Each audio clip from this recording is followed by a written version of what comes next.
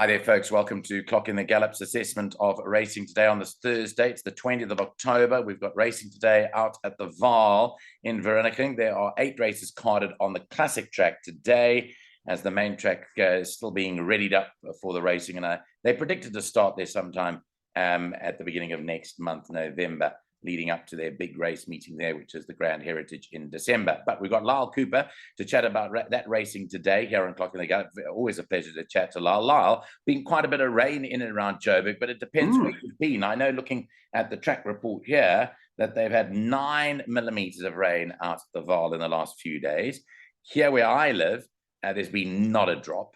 Apparently, if you live in Alberton, you almost flooded, that it's rained so hard in the last 2 days. And then in Rand Park Ridge, apparently, as well, it's rained too. But what in our area, I know you don't live too far from me, there's been hardly anything. No, we had a drizzle for 1 hour. There's been no rain, Nico, whatsoever. Yeah. But I'm so glad there's been rain at the Vaal, and I'm sure there's been a bit of turf and tan as well. Well, I'm just looking now. I'm quite surprised to see that the track condition has been amended to good to soft today. Yeah, 23. It's 24. It's been lifted to 24 Wow. in the last, literally in the last 10 minutes. So the thermometer is up to 24, and they've had 9 millimeters of rain in addition to the 36 millimeters of irrigation, which they put down in the last week. So that is pretty interesting indeed. Okay, so we're going to take you through the betting. I'll just hook that up for the first race. In the first race, there is a scratching. You could take out Wilkie's number 6 is out. Jared Penny now gets the ride on the reserve runner number 15, Quick. Then Compression Mask on number 2, No Tongue Tie, Cornell Collar on 7, and Alamites Front Unshot behind on 14, Var Savior. Right. Whilst you go, I think you should go through it and just tell us what you think, and then I will pick it up with the betting shortly. All right, surely. So race number 1, obviously all the money in the world for number 13, Lil Miss Moneybags, the daughter of What A Winter. There have been stories and rumors around Ryan Munker for Ashley Fortune. The official comments from Ashley were nice filly will be green. I see the mare, Miss Moneybags, did win over 1,000 meters, so plenty of speed. So all the money in the world there. But I did think that the race runners would have a bit of a sneaky chance here, particularly number 4, Above the World, Corne Spies and Marco van Rensburg from a draw of 13. And Corne Spies did say knocking and hoping for a good run. And he thinks 1,000 will be perfect. Number 3, Princess Ilaria. Fani Broncos did say excuses last time. 1,000 meters, let's see. I thought those two were alive. And then at a big price, Nico, when we get that betting on, Heart and Mind. Muzieni for Paul Matchett. Yeah, you could say held on the last run and a bit in and out. But, you know, if you look at her debut, she ran on soft conditions and she ran half a length behind River Kawara. So a horse like that, it was 16-1, would have a chance too. So long story cut short, it's either 13, because there's so much money for the 13, or for me, 3, 4, and 5. Okay, so the word is out for the 13. I'm just going to bring up that betting now. It just took me a while to get it up, but here's what Lyall is talking about with this money. It opened up effectively at 15-10. It didn't open up a huge price, but it opened up 15-10 in the weak field. It's now trading at 8-10, a bit of 9-10, I think, available. And they are all on it. As you said, it is a sprinting pedigree. The worry for me a little bit is the draw, if it's rained. And that's Correct. where I think that horse that you mentioned, Above the World, comes into it, because it's drawn on that outside running rail. And that is a distinct advantage when there's been a bit of rain. So 11-2 about Above the World is pretty tempting. Whilst having said that, you can see all the support. And that's interesting, the comments from Ashley. I will tell you this, and I just remembered it a short while ago, that when I was at the racecourse last week, in fact, 2 weeks ago now, I bumped into Andrew Fortune, who, as you know, is allowed back on the track now. And yes. I said to him, we need to come and visit your stables, and we need to do a docky on you, you know, with a bit of a video and come racing with you, just to have a day with Andrew Fortune. And he said to me, I've got the perfect day for you. And I said, what's the day? And he said to me, the 20th. It's a Thursday. So I only remember that, funny enough, now. So it meant that they were planning this day for a while. So, yeah. Let's see what happens. Maybe it is this horse. But like you said, Ashley's comment is interesting because she said it's green, but it's a very nice horse. So I'm not sure what to make. I will really try and find Ashley before race 1 to give the public the comments about number 13. Yeah. Okay. So but Nico, I'm just looking. Yeah. Heart and mind. It's at 20 to 1 now. I will be taking a place with 4 places here. Yeah. Well, like you say, because there's a bit of cut in the ground now, going back to that first run behind River Cararis, that certainly will be more kinder to her, having a less harder track today. So that's very interesting there. And sorry, final thing as well, Nico. Above the World's also run 3 times in yielding conditions and done well. So another one that runs well in the wet. Yeah. Okay, so there's a point made. Yeah. It's not a gimme in terms of just backing the favourite and standing in queues, which people often say is the case. I'm not like that, but anyway, it could well win that first timer, and you'll give us the update because you are working there today. Yeah. Yeah. Yes, I'll catch up. Okay. Let's go on to race 2, which is the start of the place accumulator. We've done a place accumulator for the folks out there on our Take a Bet show, which comes up on Clock in the Gallop a bit later on. Race 2 is a graduation plate over 1,700 meters. And in the second race of the day, it looks like at this stage there are no changes. Now, looking at the betting, you've got Platinum Sky as the top choice here. Then you've got East Coast and Climate Control, the younger horses at 5 to 2 and 6 to 1 about the filly at the bottom, number 6, Kill Shot. What did you make of the small field? It might be small, but it's pretty testing, isn't it? Yeah, it's a good field. This, straight away people will run to Platinum Sky, but East Coast, Climate Control, and Kill Shot have got any amount of improvement to come. It's also interesting that they all run well in the wet. Every single horse here, except number 3, Satoshi, has performed well in the wet conditions. And Nico, I keep on leaning towards Kill Shot, to be honest. The daughter of Elusive Fort, 51.5 kilograms. If you go back to that run behind Feather Boa, where there have been 7 winners, I'm talking about the run 3 runs back. She's got horses like Miss Daisy behind her. And I remember on this very show, you and I labeling Miss Daisy one day when she was in a strong race with 51 kilograms. Yeah. And she won. Now, this is a horse that's beaten Miss Daisy. Her run behind Canadian Summer in that Group 1 from a horrible draw, I think she's got some real potential. But Fonny said he's happy with her. She might just need it because it's a prep run. Yeah. So I'm going to then lean towards he said that to me, Mo Jive a couple of runs ago, and he's damn it when he says that. Okay, so then because of that, I'm going to lean towards Platinum Sky. Waited to win the race here, very consistent. Sean Terry gets them ready from Kill Shot, and then East Coast and Climate Control. I have respect for those 2. I think it's a tough little race. No, I agree with you. That's the reason why I opened up. I think Platinum Sky will run as good as ever. He's got the blinkers on for the very first time. He's never worn blinkers in any of his 11 starts. For me, of the 3-year-olds, East Coast was the one that I pricked my ears up a little bit at because I think that run to Quantum Theory is a good run because, it gave Quantum Theory 2 kilograms. And we know how good Quantum Theory is. So that run proves his well-being. But that was back in June. So we're talking now 4 months ago, or just over 4 months ago.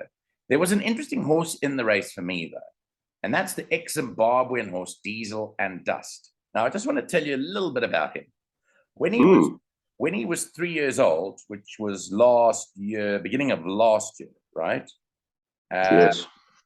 Beginning of last year. Then he turned 4, and then he turned 5. But when he was 3, he won the equivalent of the Daily News 2000 in Zimbabwe. Now, I know we're talking apples and pears here. We're not talking apples and apples.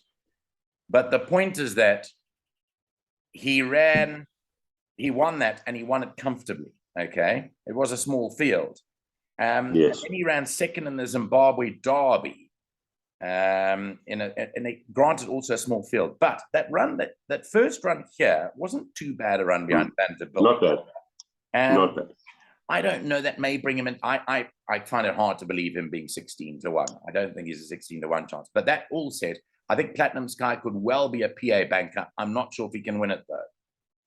Yeah, I'm with you 100%. I agree with you 100%. He could be the banker, but the other 3 could give him a go. And as you say, maybe the other 4.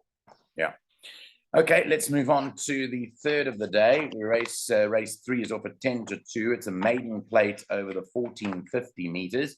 In race 3, there are no changes. So here is the betting, and I'll ask you to take us through it. What do you like? Well, it looks all easy on paper here, but the more you get into it, the more difficult it is. I'm going to go with Sam the Wise Man, Muzi Yeni for Billy Raters. This is 6-1, drawn nicely at 2 this afternoon. And, I think there could be a really good race from Sam the Wise Man here, the son of Crusade. If you look at 1 or 2 of the runs, I think with Muzi aboard, could be a big player. I also thought number 10, Dungeons. Gavin Larina for Roy Magna, back from arrest, drawn 6. Just look at those first 2 runs, Mercantor and, of course, Aya for Yakatul, our little superstar there, son of Canford Cliffs, a runner. And then, of course, I respect the 2-horse as well as number 1, Big Five. Just because number 1 hasn't run too well the last 2, he's capable, but he's drawn wide, as is number 2. So long story short, Nick, I'm leaning towards 3 and 10, primarily because of their draws. And I won't leave out number 8, Billy Spellbound either, of course. Yeah, okay. So, yeah, it is another tough little contest here. Now, Thermopylae, who Pierre Stradham, let's talk quickly about Pierre Stradham, because yes, we had differing views from different people on Saturday. I was calling. I didn't think that I'd be calling him home a winner, because I thought he had a very moderate book of rides. What is his rides like today? Will he be breaking it today? He just might. He just might. Even this horse here, if he can get this horse on that draw into a good spot, it can win. Absolutely. This could be the day for Pierre, which is a bit sad that he didn't do it on Saturday at Turfentine. But, life, that's how life is. Because his family was out there. It was wonderful. Yeah, absolutely. Yeah.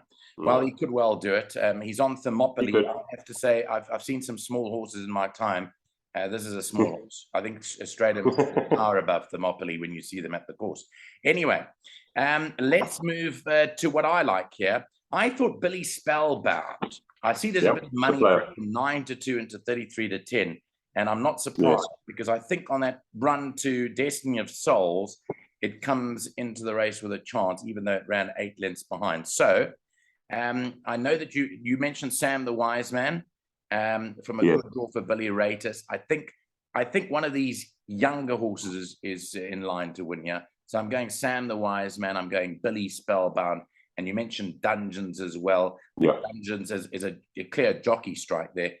Got a bit of ground to make up there. Watch the betting on the first timers. I don't know if you made anything of the first timers. Yeah, they are 6, not 9, in this race. 11. Did you make anything of them? Yeah, not in this race, not at all. No. Okay. On we move to race number 4. Let's take in the 4th race, and I'll bring you up to date with the changes. It's another maiden over 1450. 2 scratchings here. Number 1, Island Beauty, and now there's a late scratching. Number 7, Ultima Ictu is out. So you could scratch number 7 as well. And we talked about a first timer earlier on. Before we go there, just note that number 4, Memorial Day, races with a Cornell collar. Bonete is the correct pronunciation of number 8. Bonete. It is Spanish, and it means a mountain in the Andes in Argentina. Crikey. Yeah. That's really heavy. Okay. Well, let's go. So 5-2 into 8-10. I think this was meant to run the other day, actually, and was back as well. And then it was scratched. It was. Yeah. And there were stories about it, and it never ran. So, this is the big question out of the brilliant Illabella and family of Reunion, I think. Nico, Randall Simons for Mike de Kock in Mary's colours. She won from 14 up to 2450. She won the Oaks, if I'm not mistaken, Illabella. So, talent oozing. So, that is probably the right one. If she does fluff her lines, I've got some real value here, Nico. Starting off with number 12, you can say that Viva Mavida. Is that how you say it? Viva Mavida, yeah. Viva Mavida. The daughter of Mark. I mean, she's at any price, Nico. But Gavin rides Roy Magno. Nicely drawn. The mare was very talented, Cupcake. And she hasn't run against the worst in the world. There have been 3 winners and 4 winners here. And I just thought that at that huge price, watch out for this one. Yeah. Number 4, Memorial Day, an obvious chance. And drawn wide, but this could be one of Pierre's biggest chances to get 5-5. Obviously a runner, horrible draw. And then another roughie that I like here is Green Bubbles. Gabriel Peterson for Stewie Pettigrew, drawn 3, excuses last time, and go back to the course and distance run, Nico. Short head behind Outlaw.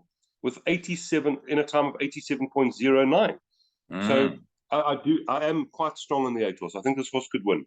But as far as value is concerned, horses like 12 and 5, I think they could be there somewhere. Okay, yeah. So it all hinges on how well this first timer does. It does look like the business. It opened 5-2. It's now 8-10. So every man, his dog, his cat, and his centipede is on it. Just quickly about Gabriel Peterson.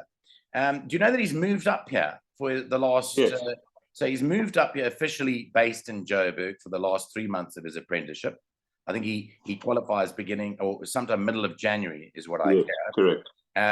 Lovely kid, as you know. I'm very fond of Gabriel. He's related to you as well. Yes. How is he related to you again? Well, he is, wow, how do I explain this? My brother's ex-nephew. There we go. Okay. So he's related to you by marriage. Yes. And he's a wonderful kid. He came up to me the other day and he said, "I'm based here. You'll be happy to know that I'm based here," is what he came up and said. He is very forthright and he's a lovely kid. Yeah. But having said that, I had breakfast with Mike Whitstock on a couple of days ago. And I asked him if he had any horses coming up. He said he's going out to the Vaal today. So you'll see him there for Green Bubbles. Oh, good. He's hopeful more than anything else. But he's on a bit of a trotters, Mike. He tipped me a couple of winners over the last 2 days. And he's as you know, he's a racing fanatic. So well done to him for picking those winners. But like you said, on Memorial Day with Mr. Stratham, this is the type of race he can win. Because he likes a challenge. That draw of 12, now into 11, is challenge. Well, now into 10, because of the 2 scratches, is challenging. But this is the type of race he can win. And what better way to win than to upstage an 8-10 horse? That's Piers Stratham. That's Piers Stratham for you. So I'm not ruling that out. Having said all of that, I look at this horse Splendid Season. I know that you like Viva Mavida a bit. I know there's no support for this, but there can't be any support because all the money is, they put everything into Bonete. But Splendid Season, even on the run to Miss Daisy wasn't bad, but they put the tongue down improved. Now, we know that Asia Pambili is running later in the day, and I think the form line comes up in the very next race as well. But Davy Shaw's got some nice horses. And remember what Craig Zaki told you? Do you remember what he told you? When Please remind me. Was it you that interviewed him or Brandon? I can't remember. That he's going to New Zealand. So what is he trying to do? Yes. He's trying to win as many races for a certain family possible. That's what he said.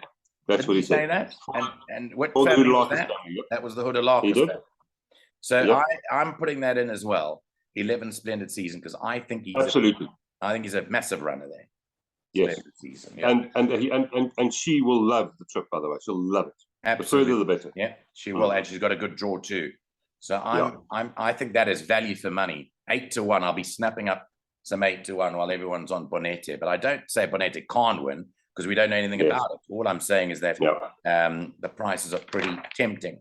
Move on to race 5. It's another maiden plate. Fillies and Mares 1450. I'm just checking up on the scratchings because I'm getting messages that certain horses are scratched, but they're not. Blinkers go on number 1, Nice Move. And no blinkers for number 5, Southern Style. Those are the changes in race 5. Now I'm looking here. They say Nice Move is scratched. Oh dear! But you see, I heard that yesterday as well. When I've looked on SA Racing, it's not. This is very confusing, Nico. And this was one of the reasons why I said to you that I had it as a scratching. Now, well, I didn't have it as a scratching, but I was told that it's a scratching. So that's interesting. Is it scratched? Well, can you look on SA Racing? I can't. I'm on my phone. Well, I am looking at it now. This is the interesting thing. It is not scratched on. It wasn't scratched when I looked. It's not scratched as of 8:25 this morning, which is whilst we're doing this show. Strange. So Very I'm going to take it that it's still a runner, but it's not officially scratched on the system here. But it says it's scratched. Maybe. I'm just saying, maybe they've taken the blinker update as a scratching, but I don't know. I can't comment. I don't know. It says it's scratched. Is it? I don't have it as a scratching. I don't have it as a scratching, Nico. Yeah. So we like that, though. We do like it. It's got blinkers on, and we think the blinkers will make a ton of difference. Yeah, it's one of my better bets in the card, Nico, and I don't have many. There are a lot of real value bets in the card, but I thought Nice Move was the right horse here. Drawn to big runner with those blinkers on. Pilasandi knows her. For me, she is the horse to beat. As far as value is concerned, I will watch October Fair. Beautifully bred individual. Calvin a bit for Sean Terry, but Sean did say we'll need the run, hoping for improvement. But I'm just not going to let her get too far away. And then Lady Regent comes from some very good form lines, including winners last time. So it wouldn't be a shock to see her competing. And yeah, Mighty Goddess, Southern Style. But yeah, nice move for me from the 3 and number 11. Yeah, I'm absolutely shocked that this also says it's scratched, because it's not scratched on the official place that you go and get the scratchings. And it's just amazing. A pity, because I'd like to actually send Stuart Pettigrew a message. So what I'm going to do the license here, and I'm just going to take a photo of this and then tell him, or ask him if it's scratched, because I'm getting this on the system. So I'm going to say, hi, Stuart. Is Nice Move scratched today? And while you're doing that, Nico, it's really important because it's Nice Move on the system. Nice Move, Chopsticks, and October Fair are drawn well. Lady Regent, Mighty Goddess, and Southern Style are not. So if Nice Move is scratched, this turns the race on its head. Yeah. And at 16 to 1, I'd quickly get a little bit of a place on Chopsticks. Not a win, but I'd get a quick place on Chopsticks, to be honest, if it was 20 to 1. Yeah. Okay, so let's say Nice Move is scratched, which I don't think it is. I mean, it's just a matter of conjecture, but it is scratched on this betting screen here. What would your first choice be? Lady Regent? No. No, I would go 11, 3, 4, 5. Okay, so you're going October Fair. Yeah. Okay. So 11, 3, 4, 5. Okay, so 11, 3, 4, 5. So 11 October Fair from Lady Regent, Mighty Goddess, and Southern Style. Here we go. No, it's running. Not scratched. Good. There we go. Nice Move is our selection. It is scratched. I'm going to just say it is scratched on the betting system and on the fixed odds betting. Someone has, and then I'll beep that out and beep that out. Okay. Okay. Thanks, Stuart. Appreciate you coming back so quickly. Okay, that's how you do it. There we go. Nice move. It's not scratched. Nice move. That's a nice move by me. Eh? It's a nice move. That's certainly our first choice. Okay. Well, a bit longer than normal. Let's go to race 6. Wonderful how the show progresses. Right. It reminds me of Andrew Bond one day. In fact, I'm not going to tell you the whole story. Suffice to say that many years ago, a good 20 plus, Andrew wasn't happy with a certain ride at the Vaal and was proceeding in the old IGN studio. Well, he proceeded there and then to pick up the phone and phone the Stipes and say that he demanded that they look into this ride of this rider. And that was live on air. It was one of those brilliant moments that I'll never forget. Very fascinating. And we all laugh about it still today. Anyway, let's go on to race 6. It's a merit graded 72 handicap. It's over 1,000 meters. And let's take the changes here. Scratched of 14 Earl of Cardigan, 16 Musical Kiss, 17 What a Blizzard, 15 Jean Carles, ridden by Chase Mourjean. Nice to have Chase back from Mauritius. He's riding today. Lovely to have him back. He rode quite a few winners there, but there we go. It's that's the situation there. And here we've got the betting in an open race. Lyall, take us through what you like. Yeah, good night, sweet nurse. Goodness gracious, this race is absolutely impossible. So I'll tell you what I found through hours of studying. Whether it helps or not, I don't know. Stormy Seas is my first selection. Randall Simons for Roy Magna. Took on stronger the last 2. Runs well for Randall. I'm okay with where the merit rating is. And, well, the draw of 1 might not be suited either, but we'll take note of that as we go. Number 11, Stormy Lass, the other Roy Magna, daughter of What a Winter with Gavin aboard. I thought, nice run. That third behind Stormy Seas obviously puts her in the race with Stormy Seas. So if I like the one, I'll have to like the other one. And then I've got a feeling Bill Human was quite excited last night when he saw a bit of rain, because Trust the Fire at any price, quite well now gone in, I see there, a bit of money, 25 to 2, does enjoy the wet conditions. Craig Zaki, as you said, he's not here for too long. I thought that's some value. And then I'll mention another 2, Lulu's Boy and number 1, Escavel. But Nico, I could give you a case about many of them. Even a horse like Jetcat, Pendragon, Dancing Dora. But I'm going to stick my head out and say the Roy Magnus will be my first selection. Stranger to Even say, with the draw. I had a quick chat with Neil Andrews this morning about the card. He'd looked at the card Yes. whilst his beloved Spurs were getting beaten by Manchester United last night, 2-0. But he was studying as well, and he said to me he likes Magna here. And I should have asked Casey, because I also saw Casey at the stables the other day, and I didn't ask her what she had running. We were asking about previous horses, but Stormy Seas and the other Stormy Lass, the 2 Storms, are both very high up in our estimations. Yeah. Oh, that's good. Lulu's Boy was the other one. They put blinkers on Lulu's Boy. And Samanga's written this before pretty well. So I thought Lulu's Boy, for me, represented a bit of value here at 8 to 1. And just, I must just mention 13, probably my value here. What is number 13, Nico?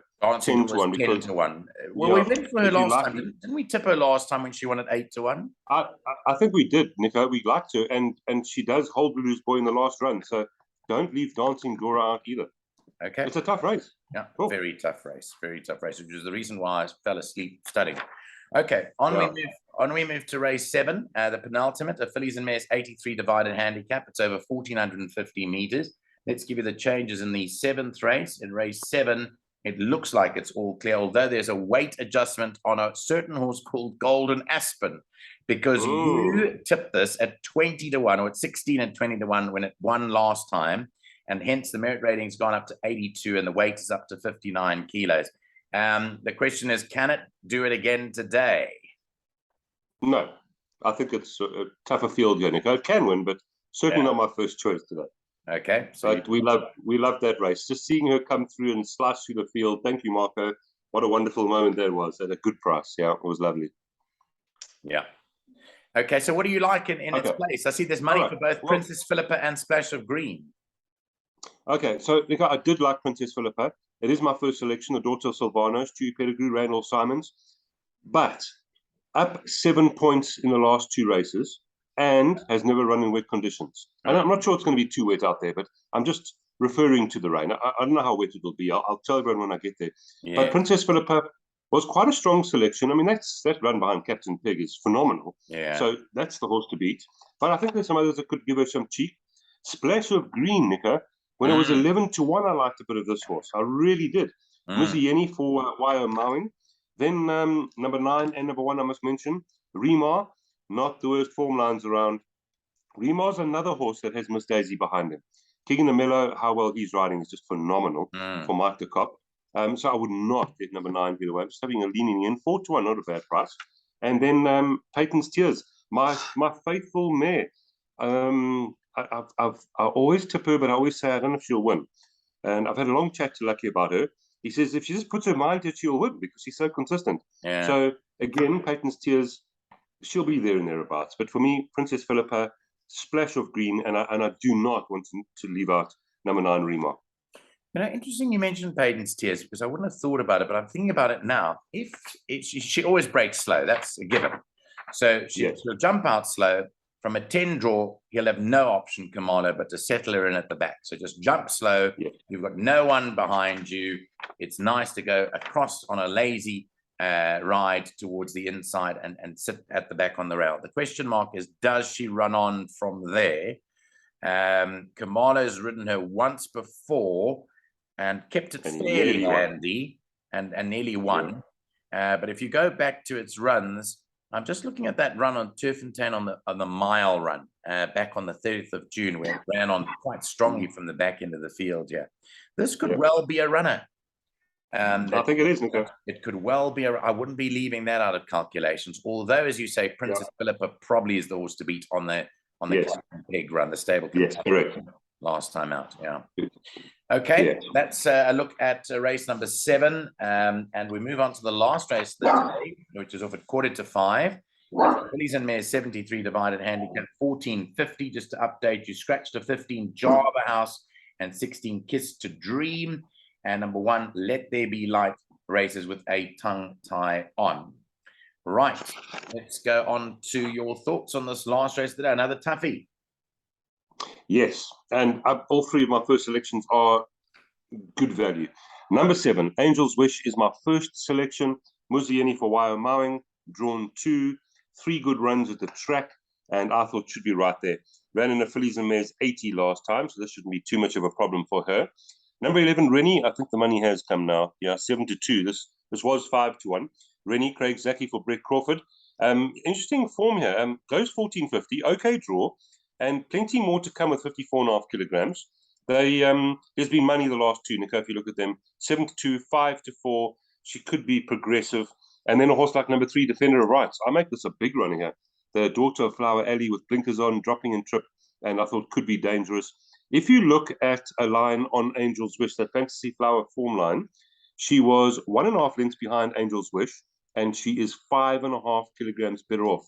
So I see her trading there at 17-2, and Angel's Wish is at 13-2. Yet on paper, she beats Angel's Wish. Very difficult race, Nico. I haven't even mentioned number 4, Asia Pambile, or a horse like number 12, Madam Vicky. Very difficult, Nico. I'm going to go Narrowleaf 7 and 11. Okay, yeah, Defender of Rights, you've got to have a chance. Blinkers go on 7. I understand where you're coming from with Angel's Wish. The booking of Yeni is very interesting. I don't know why her mind hardly uses Yeni, but that I think from a good draw will be right there. Okay, it isn't an easy race to end off the day, and that brings us to a close. By the way, just to tell you, Defender of Rights is trained by Stuart Pettigrew and is a daughter of Flower Alley. There we go. He loves Flower Alleys. What was the story the other day? We mentioned that won well, didn't it? He loves Flower Alleys, and Stuart Pettigrew is doing extremely well. Yeah. Okay, Lyall. Well, I know it's been a rather lengthy and convoluted broadcast, but we wanted to try and get you that information as soon as we saw it. I mean, it is scratched on the betting nice move. I can assure you, through Stuart Pettigrew, it is not scratched. Someone else messaged me to say they were taking a bet this morning on the tote system, and the tote system had it as scratched. Oh yeah, that's a bad mistake. Yeah, so someone has buggered it up, but it's not scratched, folks. Well, it might well be scratched at some stage if something happens to it, but not now. At the moment, currently, it is fit and well, and we're tipping it to win. We're tipping a scratch to win. That's the first. There we go. Lyall, thanks so much for your time, and we look forward to chatting to you again. No Gauteng racing this weekend, but I will have some news from tonight and tomorrow about our direct line, Lyall, which you participated in last time. Yes. We've got that next weekend. So next weekend, we're doing a paid-for subscription where all of our heads get put together, and we're focusing on the whole weekend, Friday, Saturday, Sunday, and Monday. More about that on my show with Nino later tonight. Thanks very much, Lyall. Have a great day, and thanks for your time again. You too.